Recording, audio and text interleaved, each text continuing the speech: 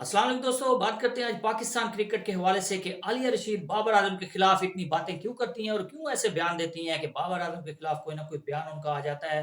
तो इसके पीछे क्या है और वो ऐसे बयान क्यों देती हैं और रिकी पॉन्टिंग ने इंडियन क्रिकेट को क्या जवाब दिया है और डेविड वार्नर ने मोहम्मद कैफ को क्या करारा जवाब दिया है, इसके मुताबिक आपको बताएंगे और बताते हैं आपको कि हारिस रऊफ के खिलाफ पीसीबी क्या एक्शन लेने जा रहा है, तो इसके मुताबिक भी आपसे बात करते हैं। जी, तो स्टार्ट करते हैं। आलिया रशीद जो बाबर आजम को ट्रोल करती रहती हैं और उन्होंने पीसीबी ने कहा हुआ है कि जो 2023 के वर्ल्ड कप में पाकिस्तान क्रिकेट टीम की जो लड़कों की परफॉर्मेंसेस थी तो उसमें सभी कसूरवार हैं, सिर्फ बाबर आजम नहीं है। तो इसमें आलिया रशीद ने इजाफा किया है और उसने कहा है कि इसमें बाबर आजम का सरासर कसूर बनता है क्योंकि वो अपनी मर्जी से स्क्वाड लेकर गए थे, चूज करके लड़के लेकर गए थे और इसमें सारा का सारा कसूर बाबर आजम का है और इसके अलावा कुछ भी नहीं है। तो इसके पीछे बहुत सारी बातें हैं क्योंकि वो लाहौर कलंदर के जो ऑनर हैं उनके आतिफ राणा मेरे ख्याल में उनकी वो भाभी हैं और जियो में काम करते हैं। फवाद राणा उनकी वाइफ हैं, तो जियो में भी काम कर रही हैं ये आलिया रशीद और क्रिकेट बोर्ड में इनको फ्री की सीट मिली हुई है, कुर्सी मिली है।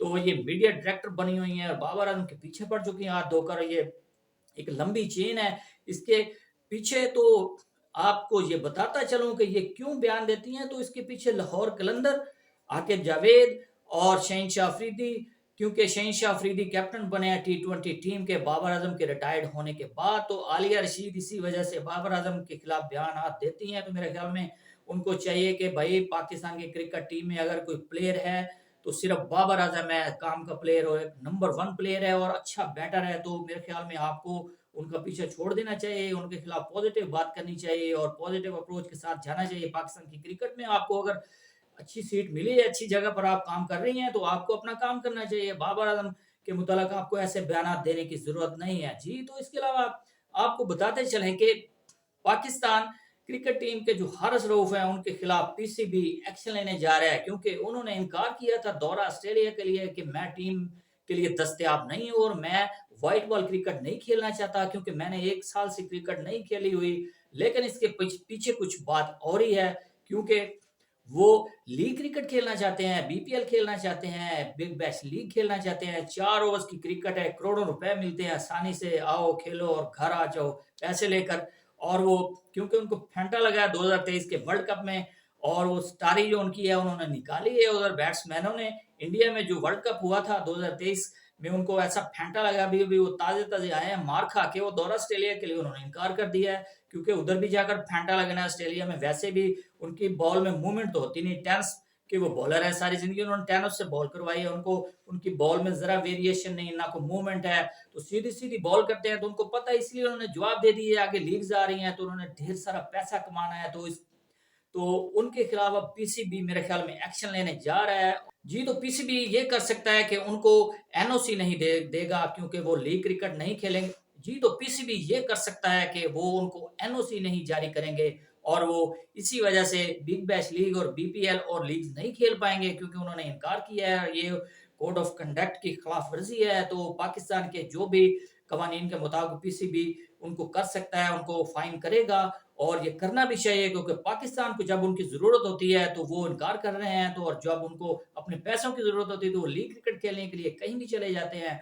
तो मेरे ख्याल में उन्होंने ये सरासर अपने साथ नाइंसाफी की है। उनको चाहिए कि वो हर तरह की क्रिकेट खेले। उनके उनके लिए अब आकिब जुबैर जो लाहौर कलंदर के कोच हैं वो भी मैदान में आ चुके हैं और वो भी कह रहे हैं कि भाई आप इनको छोड़ दें, वो नहीं खेलना चाहते वाइट बॉल की क्रिकेट। क्रिकेट तो वो सिर्फ वो टी20 के प्लेयर हैं। उनकी अगर आप उनको चांस दें, उनको प्रैक्टिस करवाएं, तो उनको जो वर्ल्ड कप आ रहा है टी20 का, तो उसमें हारिस रऊफ की परफॉर्मेंस देखें आप, वो कैसी परफॉर्मेंस देगा। तो मेरे ख्याल में ये बातें आप ऐसे ही कर रहे हैं सिर्फ अपने खिलाड़ियों को प्रोटेक्ट करने के लिए और आपको चाहिए कि भाई आप पाकिस्तान के लिए सोचें। आप लाहौर कलंदर के लिए सोचते रहते हैं क्योंकि पाकिस्तान पहले है, क्योंकि जो 6-7 खिलाड़ी आपके लाहौर कलंदर में खेल रहे हैं तो सारे पाकिस्तान के पहले प्लेयर हैं, बाद में आपके हुए हैं, लेकिन आप समझते हैं कि ये हमारे प्लेयर हैं, पाकिस्तान की क्रिकेट टीम में खेल रहे हैं। तो आपको चाहिए कि हारिस रऊफ को इस तरफ राग़िब करना चाहिए ताकि वो पाकिस्तान की टीम के लिए दस्तयाब हों, ना कि आप उनको उल्टे मशवरे दें और सिर्फ उनको 4 ओवर की क्रिकेट के लिए आप उनको खेलने के लिए राजी करें या फिर उनको आप वर्ल्ड कप में ना भेज दें। जो वनडे क्रिकेट खेल के हैं 50 ओवर की, उसके लिए वो दस्तयाब थे। आपने बाद में भी कहा जब उनको फेंटे लगे हैं तो उन्होंने कहा कि आकिब जावेद ने कि ये तो मैंने सिर्फ 4 ओवर्स के लिए क्रिकेटर्स तैयार किए हुए थे, आप इनको लेकर क्यों गए हैं? आपने पहले क्यों नहीं बताया? जब वो सिलेक्ट होकर जा रहे तो आप उनको रोक लेते, ना जाने देते। तो ये है पाकिस्तान क्रिकेट का हाल, इसमें कोई भी आ जाता है टांग अड़ाने के लिए। तो इसके अलावा जी बताते हैं आपको कि मोहम्मद कैफ ने इंडियन फैंस और इंडियन क्रिकेटर को और अपना दिल राजी करने के लिए एक बयान दिया है। उन्होंने कहा है कि on the paper Indian team अच्छी है, ऑस्ट्रेलिया तो वैसे ही वर्ल्ड कप जीत गई है, लेकिन डेविड वार्नर ने जब उनका बयान आया तो उसी को रिपीट करते हुए कहा कि जो ऑन द पेपर होते हैं वो ऑन द पेपर ही रह जाते हैं और जो ग्राउंड में अच्छा खेलेगा तो वो जीत जाएगा। लिहाजा ऑस्ट्रेलिया ने अच्छा खेला और वो जीत गया है। तो आपको चाहिए कि जो ऑन द पेपर हैं तो आप उनको पेपर में लपेट कर घर ले जाएं। तो मेरे ख्याल में ये बहुत ही करारा जवाब दिया है मोहम्मद कैफ ने और मोहम्मद कैफ को डेविड वार्नर ने। तो ये सबक है इंडियन के लिए और जो दिल को राजी करने के लिए और अपनी आवाम को राजी करने के लिए और ऐसी ऐसी फजूल बातें कर रहे थे। तो मेरे ख्याल में इनको ऐसी बातें नहीं करनी चाहिए। और उनके जो कैप्टन थे, उनके ऑस्ट्रेलियन कैप्टन, उन्होंने कहा था कि मैं पिन ड्रॉप साइलेंस क्रिएट कर दूंगा।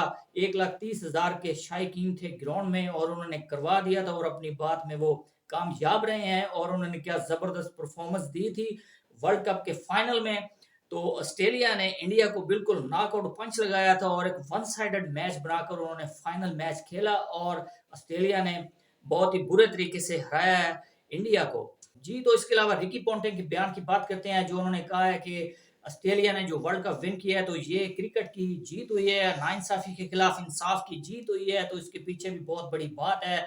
उन्होंने जो इंडियन क्रिकेट के मुतल्लिक ऐसी बात की है तो कुछ ना कुछ तो चल रहा था जो वर्ल्ड कप में ऐसा कुछ भारत कर रहा था, विकेट चेंज कर रहा है। तो इसमें कोई ना कोई ताकत तो है, इतने बड़े क्रिकेटर्स जो बयान दे रहे हैं। तो रिकी पॉन्टिंग ने कहा था कि जो विकेट तैयार की थी इंडियन ने ऑस्ट्रेलिया के लिए, वो उसमें उस ट्रैप में खुद फंस गए हैं और जो वो चाहते थे उनके साथ वो बिल्कुल अपोजिट हुआ है और उसी ट्रैप में वो खुद फंस गए हैं। और जो ऑस्ट्रेलिया ने फेंटा लगाया है इंडिया को और हराया है तो ये इंसाफ की जीत हुई है। उनका जो क्रिकेट बोर्ड है वो बहुत मजबूत है, जो उनका पैसा है वो भी नहीं उनको जितवा सका। तो मेरे ख्याल में भारतीयों को जरा सोचना चाहिए कि उनको क्रिकेट खेलनी चाहिए सिर्फ, और जो विकेटें हैं वो सिर्फ क्रिकेट के लिए तैयार करनी चाहिए, ना कि अपने मकसद के लिए। और जो आजकल मेरे ख्याल में मीडिया पर बयान दिए जा रहे हैं, ऑस्ट्रेलियन खिलाड़ियों को ट्रोल किया जा रहा है, उनको गालियां दी जा रही हैं, तो भाई आप किसी से कम तो नहीं है।